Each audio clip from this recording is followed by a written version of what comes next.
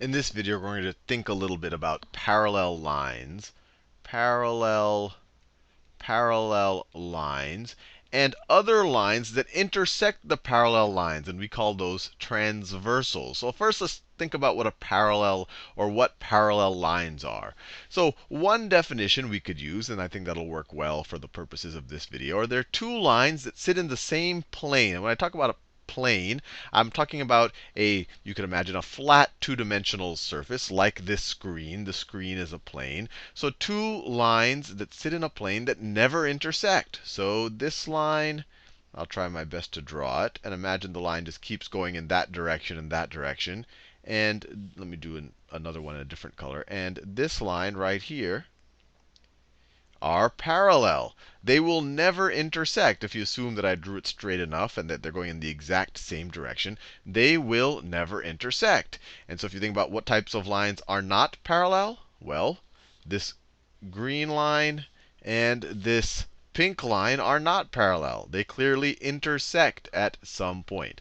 So these two guys are parallel right over here. And sometimes it's specified. Sometimes people will draw an arrow going in the same direction to show that those two lines are parallel. If there are multiple parallel lines, they might do two arrows and two arrows or whatever. But you just have to say, OK, these lines will never intersect. And what we want to think about is what happens when these parallel lines are intersected by a third line. By a third line. Let me draw the third line here. So a third line like this. A third line like that. And we call that right there, this third line that intersects the parallel lines, we call a transversal. Transversal line. Because it transverses the two parallel lines. Now, whenever you have a transversal crossing parallel lines, you have an interesting relationship between the angles formed. And this shows up on a lot of standardized tests. It's kind of a core type of geometry problem. So it's a good thing to really get clear on our heads. So the first thing to realize is if these lines are parallel, we're going to assume these lines are parallel, then we have corresponding angles are going to be the same. What I mean by corresponding angles are, I guess you could think there are four angles that get formed when this purple line or this magenta line intersects this yellow line. You have this angle up here. You have this angle up here that I've specified in green. You have, let me do another one in orange. You have this angle right here in orange. You have this angle right here in this other shade of green. And then you have this angle right here, right there, that I've made in that bluish purplish color. So those are the four angles. So when we talk about corresponding angles, we're talking about, for example, this top right angle in green up here. That corresponds to this top right angle in what I could draw it in, that same green right over here. These two angles are corresponding. These two are corresponding angles, and they're going to be equal. These are equal angles. If this is, let me make up a number. If this is 70 degrees, then this angle right here is also going to be 70 degrees.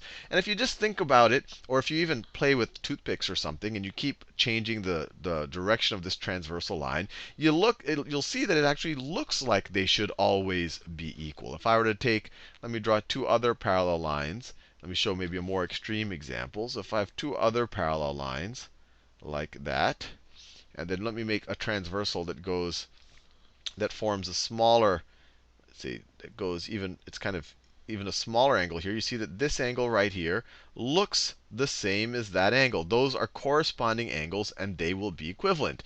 From this perspective, it's kind of the top right angle, and each intersection is the same.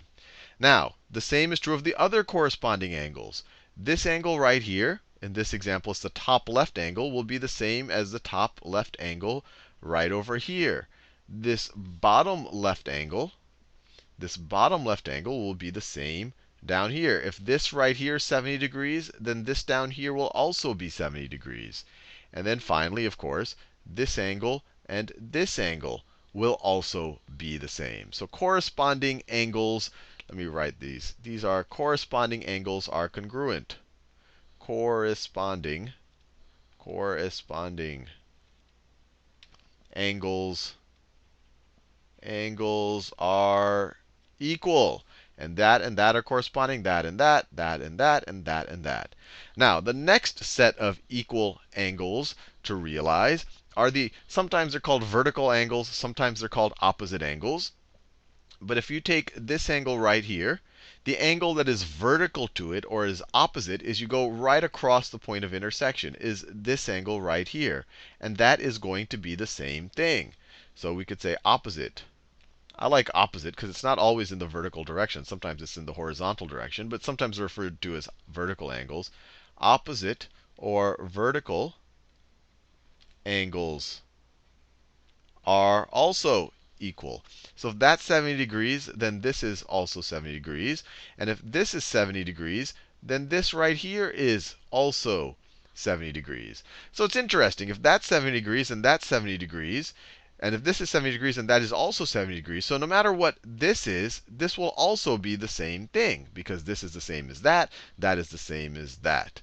Now, the last one that you need to, I guess, kind of realize are the relationship between this orange angle and this green angle right there. And you can see that when you add up the angles, you go halfway around a circle. Right? If you start here, you do the green angle, then you do the orange angle, you go halfway around the circle, and that'll get you to 180 degrees. So this green and orange angle have to add up to 180 degrees, or they are supplementary.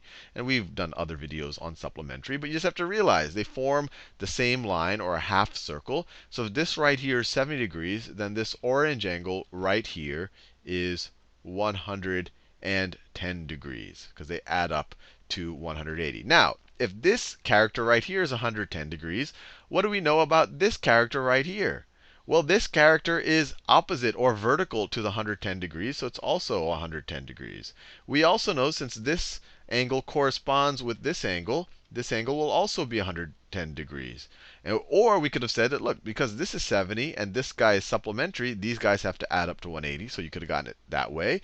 And you could also figure out that since this is 110, this is the corresponding angle, it is also going to be 110.